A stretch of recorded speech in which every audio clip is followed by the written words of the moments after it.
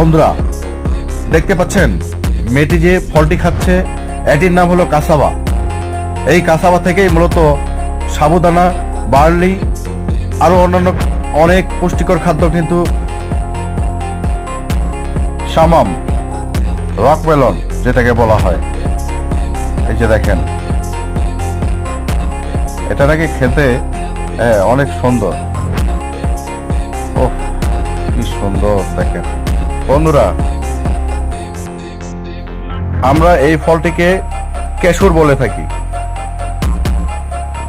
মাটির নিচে হয় মিষ্টি আলুর মতো। আর আপনারা এই ফলটিকে কে কি নামে ডাকেন? এটি অ্যাভোকাডো। দেখেন অ্যাভোকাডোটা কত বড়, আর এটি খেতে অনেক টেস্টি। এই যে দেখেন।